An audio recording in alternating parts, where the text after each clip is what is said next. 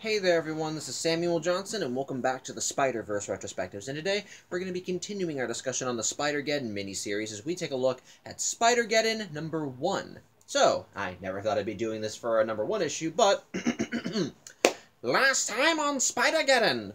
So, following the events of Spider-Verse, the antagonists of that storyline, the Inheritors, a family of interdimensional vampires who were hunting spider totems across the multiverse, were trapped on Earth 3145, an irradiated Earth that had fallen victim to a nuclear war, so to speak. It was the world's Otto Octavius kind of played a part in it, but we're getting off topic. Point is, the world was irradiated, and thus it was the perfect prison for the Inheritors. However, to ensure that the Inheritors actually stayed in their prison, the Web Warriors, a team of interdimensional Spideys who wanted to protect worlds who had lost their spider people during Spider-Verse, continued sending spider bots to go to Earth 3145 and check in on the Inheritors. And while each spider bot did show that the Inheritors were still trapped, basically every time the Inheritors encountered one of these spider bots, they wound up trashing it. However, the Inheritors were not resting on their laurels. As it turns out, every time they destroyed one of the spider bots, they wound up taking the spare parts, and the Inheritors' resident science guy, Genix, wound up Frankensteining the parts bit by bit until he was able to use them to send out a signal into the multiverse. Where? Well, Earth 616. For you see, in the main Marvel Universe, Otto Octavius, formerly Doc Ock, currently the Superior Octopus, had managed to find a way to replicate the Inheritors' cloning tech to effectively make himself immortal, so he could continue transferring his body to clone bodies. However, because the technology is almost exactly like how the Inheritors' original cloning tech was, they're able to send genetic signal right into his vats and start using them to build new clone bodies, which in turn would allow them a way to get off of Earth 3145. While the Web Warriors were made aware of what the Inheritors were attempting to do, sadly they were too late to stop the signal from going out. So as such, they realized they need to stop this now before the Inheritors can get free,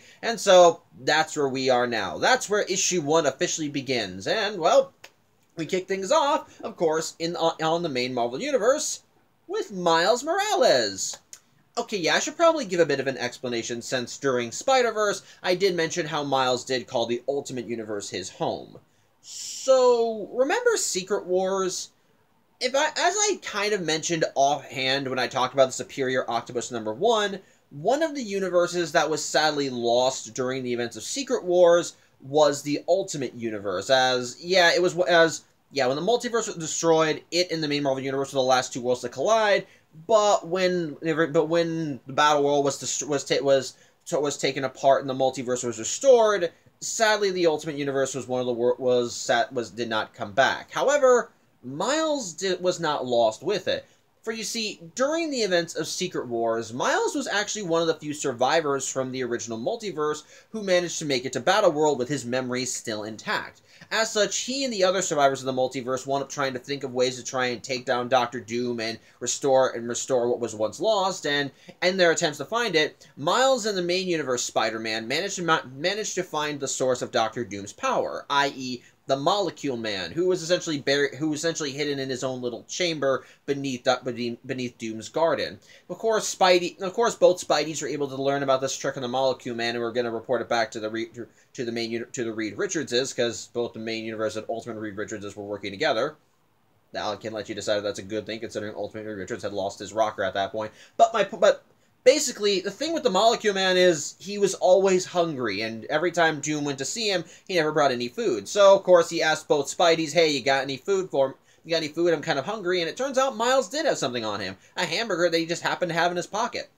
As such, he gave it to the Molecule Man, who just kind of scarfed it down, and he was appreciative, and even told Miles, hey, thanks, man, I owe you one. And so, when the multiverse was restored, and the main Marvel Universe was brought back, he integrated Miles into it. And I don't mean like he just shifted Miles himself from one universe to another. No, I mean, he took everything associated with Miles Morales and then put it in the main Marvel Universe. His friends, his family, his history, his records, everything that was Miles Morales now existed on Earth 616, and with the way that he was integrated in, it was as if he always lived on Earth 616. So essentially, Miles continued living, and well, Miles does still have his memories of the Ultimate Universe. So yeah, he may have lost his world, but he still managed to keep everything. But he still managed to keep everything from it that he treasured, namely his friends and family and everything, and close relationships. And even give a bonus, the Molecule Man actually brought his mother back to life, as during Miles's run in the Ultimate Universe, his mother was killed by Venom. So hey, that's good for him. That's good for him. So yeah, ever since then, Miles has been operating as Spider-Man out of the main Marvel Universe, essentially just working side by side with Peter as co-Spider people, so to speak, which I dig. I like that. It's fun. But either way, I'm getting off topic. But pretty much, yeah, we're opening up with Miles Morales as he's doing his Spidey business while fighting a group of supervillains by the name of the Vulturians, who are literally a gang of bozos who basically have the same motif as the Vulture. And it's a cakewalk, mostly because, one, he thinks of them as a joke, and two, they think of him as a joke. After all, from their perspective, he's just some amateur Spider-Man. They can take him. Miles whoops their asses very easily. He uses his Venom touch to zap one of them, knocks two into each other with his web shots, and then when one guy tries holding a crowd of assorted people hostage, Miles manages to convince him to let them go and try shooting at Miles, which he does, but thankfully Miles is able to stop his bullets for utilizing his webs, and so, yeah, he just takes him down rather easily. However, Miles doesn't have a lot of time to bask in this victory, because after the Vulturians are taken care of, a portal opens up near him, and so, resulting in all civilians kind of vacating the premises, while Miles kind of prepares himself for whatever comes through. But thankfully, what does come through the portal are friends, as it turns out the portal is from the Web Warriors. In this case, the representatives of the Web Warriors are Spider UK. Hold on, I'm just gonna look through the book because I genuinely can't remember off the top of my head. There we go. Yeah, it's the representatives of the Web Warriors are Spider UK, Octavia Otto, the MC2 Spider-Woman, Spider-Ham, Spider-Gwen, Spider-Punk, and Spider-Man Noir, who are here to tell Miles about how they've gotten about the whole signal being sent to the main Marvel universe. Of course, Miles is a little shocked by this, and begins to wonder, well, who would actually create something that could help the Inheritors escape? At which point the comic then cuts over to San Francisco as we see the Superior Octopus duking it out with a supervillain named Count Nefaria. And if you expect me to know anything about Count Nefaria, I don't. I know nothing about this guy aside from what's said in the comic, and apparently he's very powerful, gets his powers from ionic fields, is immortal. My point is this: he's a big guy, and he's a big bad, and he wants to try and expand his operations into San Francisco. And since Otto's playing the hero right now, he's not going to let that happen. As such, they're duking it out on the Golden Gate Bridge, and while Otto is of course employing his typical countermeasures for each of Count Nefaria's powers, Count Nefaria tries going for the tried and true attack the civilians as he ends up shooting laser vision at the supports for the Golden Gate Bridge and saying, either you surrender or I kill everyone here. At which point Otto has his own counter as he immediately just kind of fiddles with his tech and pulls out video feeds for each of Count Nefaria's surviving relatives, his grandmother and a mother, and well, actually, there's an old lady, a regular woman, and this kid who's going into university. My point is, they're all related to Count Nefaria, and Otto has secretly snuck his Octobots to their areas, and he pretty much just tells Count Nefaria, either you leave San Francisco or I set these bots to kill your family, since I know you care about your lineage so much. As such, this does manage to get Count Nefaria to back off, but it also kind of gets him to laugh a little because he sees this and realizes, oh, you may be playing at the hero, but you're still a bad guy. Of course, Otto denies this vehemently, but ultimately Otto's plan is successful. No, Count Nefaria does state that he will be back once this whole hero ploy stops working for Otto. As such, with the bad guy gone, Otto decides to goes back to his base, and of course monologue about how he's beaten death because of his whole cloning vet crap. But as he's doing this outside his base, the Web Warriors manage to port in as they manage to track down where Otto lives. And basically, Miles is now tagging along with them, though sadly Peter is not around for this one.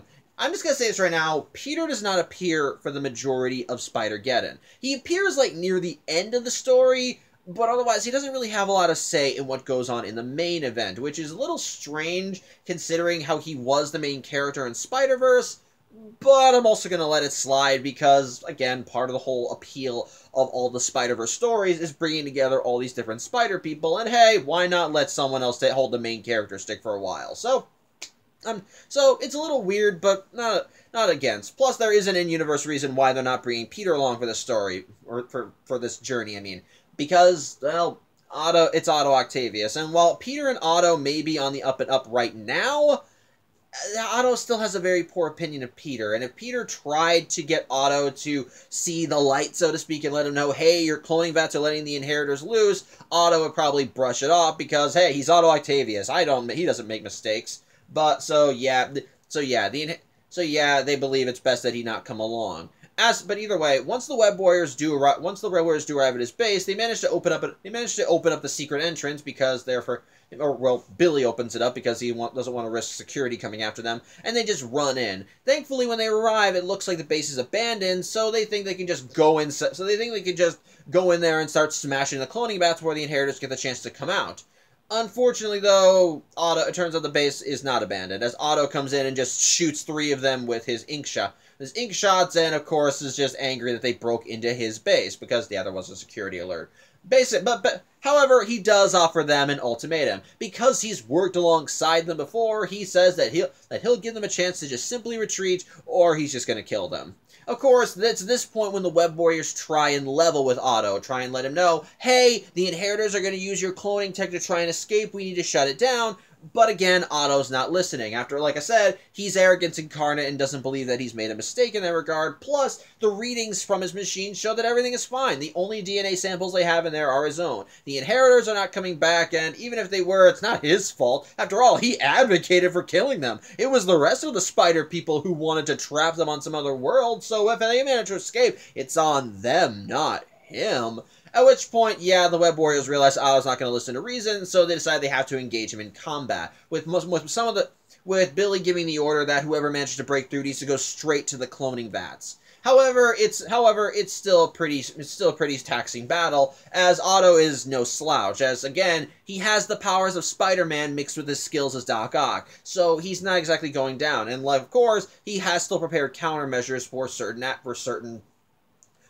aspects of the Spider People's abilities. Like Miles can't use his Venom Touch to short out his arms. Although, thankfully, Billy Braddock is still super strong, so he manages to destroy one of the tentacles, which is even funnier too, because in the battle with Count Euphoria, that same tentacle was smashed, so Otto had to repair it.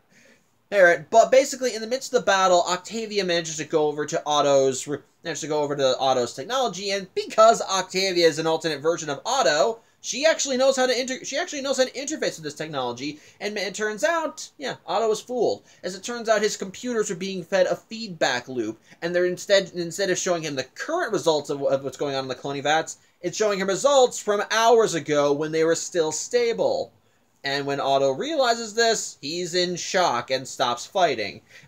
As such, with a break in the fight, immediately Spider-Man Noir decides he needs to go in for the kill as he rushes out the cloning vats with the intent of just destroying them.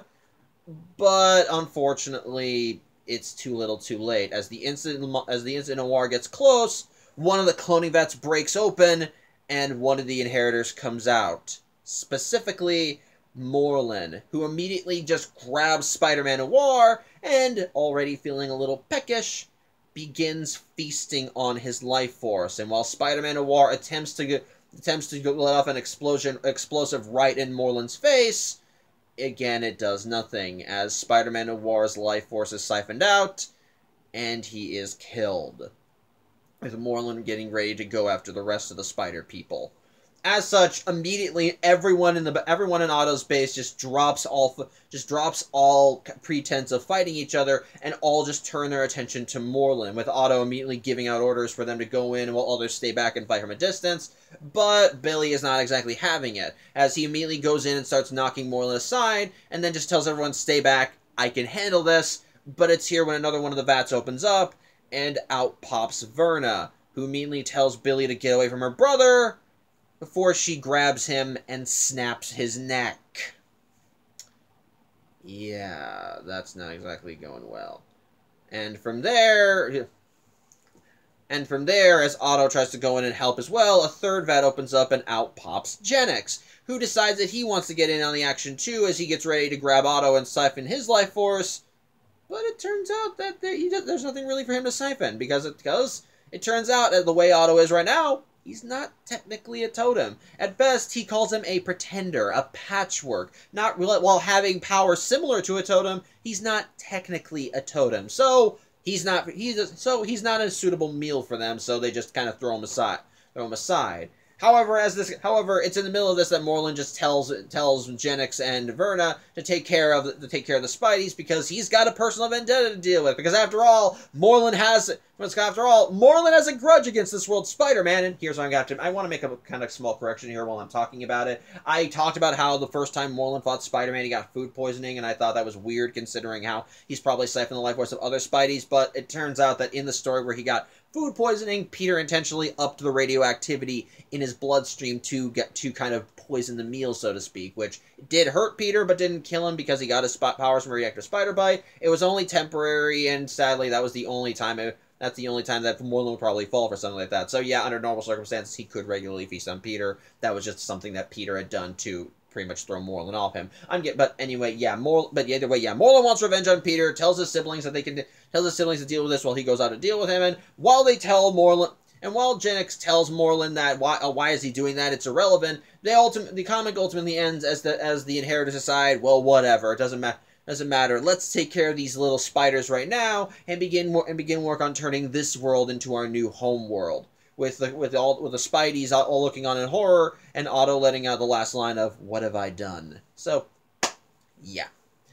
Okay, so thoughts on issue 1 of Spider-Geddon. I'll say this: it hits the ground running and doesn't stop, which, in a way, can kind of be considered a problem, since, after all, even Spider-Verse at least gave you some leeway, but, well, sort of. Okay, you know what? I'll take it back. Like with Spider-Verse, Spider-Geddon does hit the ground running, and while Spider-Verse itself did have maybe a little leeway, it also just kind of started the action right away, as in Spider-Verse, when the story began, we saw Spider-Moon-Man get killed by Morlun, and then when we cut back to the main Marvel Universe, we maybe had a few moments of calm with Peter, as Cindy wound up breaking into his apartment, and they went off into the city to do some swinging and fight some bad guys.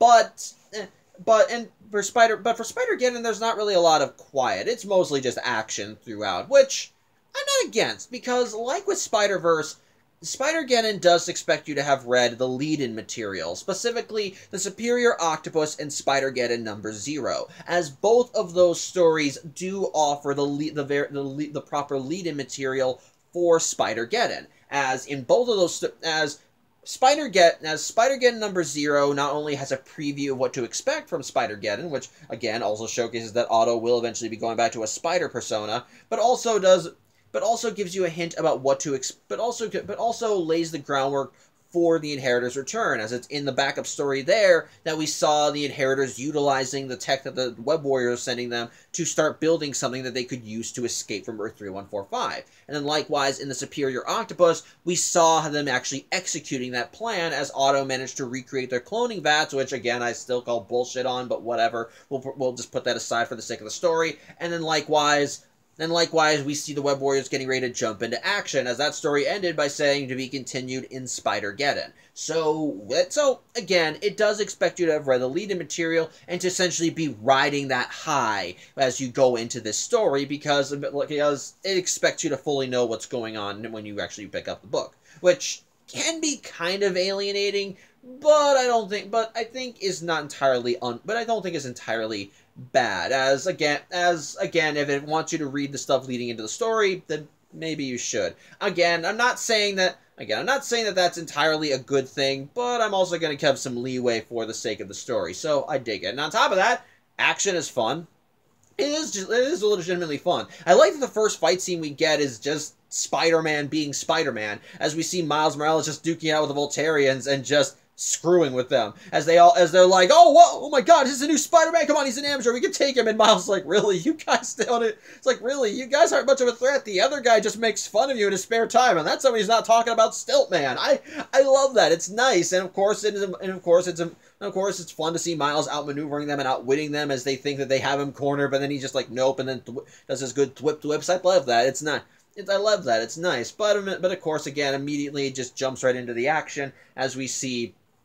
But as we see them go into, sorry, trying to collect my thoughts. As we see the Web Warriors come in and alert Miles, say something's going on. But even then, before we get to the whole Inheritors returning thing, we still got some good establishing action as we see Otto as a superior octopus duking it out with Count Nefaria, which is a nice way of not only establishing Otto as more of a force in the story, but also further showcasing, yeah, the Inheritor cloning tech. It's a good way. I think it's a good way of grabbing the reader's attention. The only flaw in doing this is that there aren't a lot of slow moments, so to speak. Hold on one second. Sorry about that. I was getting a dry throat. But yeah, like I said, there's not a lot of slow moments throughout the comic. It is mostly action, and it's fun action. I will admit, it is still nice seeing all the spider action in place. I like seeing all the different Spideys working together. There's some legitimately nice interactions between them when they do meet up, which I think is nice. Nice, especially when Gwen sees Miles. It's like, when the Web Warriors see Miles, and Billy, of course, is being all epic and like, Miles Morales, there's a great crisis your dimension faces, and we need your help. And then Gwen's like, what he's trying to say is, do you have a minute, Miles?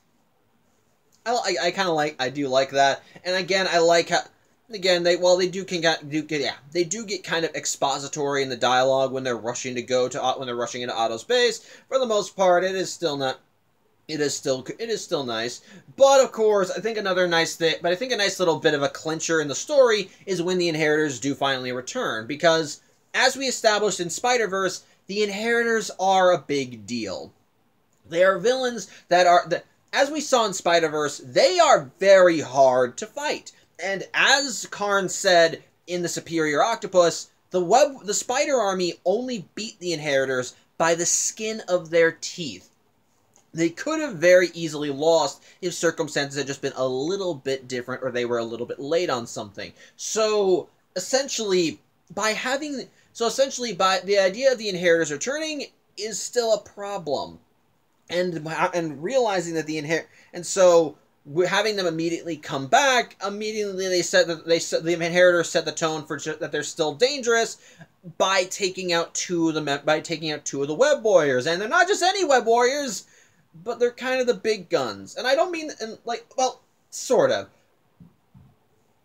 Case in point, Billy Braddock in the original Spider-Verse storyline was a major character. He was one of the first Spider people in the multiverse to realize what the Inheritors were doing, and then likewise, he was the one that started going out and gathering as many Spideys as he could in order to combat them. While ultimately he wasn't the leader of the Spider Army, when he recruited Peter, he made him the leader. He was still a major factor in setting up the story, and even in the Web Warriors comic, he still had some emotional baggage to deal with, as not only did he have to continue his whole crusade to protect worlds who lost their Spider people during Spider-Verse, but also had to deal with the emotional baggage of having lost his world during Secret Wars. But then here he is in the beginning of Spider-Geddon, still kind of dealing with some of that baggage and raring to protect another universe from these monsters, and he's just killed like that. His neck is snapped, and his body is just dropped like a sack of potatoes. It's actually it's honestly hard to read, and it's shocking, and it's a little aggravating to say the least, especially in the case of Spider-Man Noir. Because here's the thing. Ever since Spider-Man Noir had appeared in the game Spider-Man Shattered Dimensions, he was slowly gaining more traction across Marvel. He was appearing in more stuff. He was a major character in Spider-Verse, and halfway through that story, he was taken out because he was he was critically injured when he was battling Bricks and Bora in the Spider-Woman tie-ins. At the very least, he was still a major part of the story. And then you get to Web Warriors, where he becomes a regular member of the team, and we see him clashing with the Web Warriors, working alongside them, and even doing his own thing. We saw his story in a way continued from there. And then likewise, as I said, Spider-Geddon was coinciding with the release of Spider-Man Into the Spider-Verse, which is, again, part of the reason why I think this comic was even released at all. And in that movie, Spider-Man Noir was a major character. So, seeing him get killed off here is kind of aggravating, to say the least. It's very shocking, and I know it's supposed to grab the reader's attention and showcase that anyone could die, anyone could be at risk, even someone as popular as these two, but honestly, I don't care for it. It doesn't feel right, because again, like I said, Spider-Man Noir was gaining more traction and was gaining more of was appearing more in the public eye. More people were becoming aware of him, so I thought it was a dumb decision to just kill him off like this in the first issue of this event, because again, it's Spider-Man Noir. He is gathering more of a following. More people are knowing about him. So I thought it was just kind of disappointing to have him be one of the first deaths. And it feels just like a piece, and combine him with the death of Billy Braddock, it feels like a piece is now missing. Again, it sets a tone for what you can expect as it further establishes that anyone can die here, especially to people as big as these two. But it also feels like it's just there to be a shocking, oh no, moment to try and grab the reader and make them think, oh, what's going to happen next, rather than actually having any drama to it, especially with just how out of left field they are. At least Spider-Man Noir at least tried going out like a badass as he tried to take Moreland down with him and failed. But in the case of Billy Braddock, he literally was just in the middle of a fight before Vernick came up and snapped his neck. Like, that's a pointless death right there. That does not really carry any weight. And this guy was a major character in Spider-Verse, and now he's just, like, gone? That's a little disrespectful. I don't care for it. So, I am going to kind of call that a problem. Though I will say this, the ending shot of the Inheritors talking about how they're going to take the main Marvel Universe and turn it into the new homeworld, something that Otto did talk about in Spider-Geddon number 0, I do think is definitely a nice shocking moment, and I do like how the final line of the comic is Otto realizing, oh shit, I fucked up. I like that, it's nice. But, so, I will say this. While I don't think that Spider-Geddon number 1 is entirely a perfect beginning, I do think it's fine. Again, going into the book, it expects you to have read the lead-in material with Edge of Spider-Geddon, the Superior Octopus, and Spider-Geddon number 0. So issue 1, of course, hits the ground running and doesn't stop, but likewise, but ultimately, I don't think that's too big of a problem. And again, I think the story kind of holds up on its own because of that. It still has some fun action, which while it does lack in some quiet moments, it's still entertaining action. We still get some nice character interactions because of it. Seeing the Inheritors come back and immediately make a stand by just immediately going for the kills definitely is a tone setter. Though I will still say it's kind of disappointing that the first 2 kills of the story are these 2 major Spider-Men from the previous comics. So again, not a bad issue. I think it can grab your attention well, but it also has its own little problems that do kind of get under my skin and keep me from thinking it's great. It's all right, it's fine, it's enjoyable, but could be better in some regards. So yeah, good at grabbing your attention, could be better. So yeah, I think that's really all I have to say. I hope you enjoyed the video. I thank you for watching. I hope you have a good Saturday, and I hope to see you on Tuesday when we look at issue 2. So till then, hope you have a good day and take care.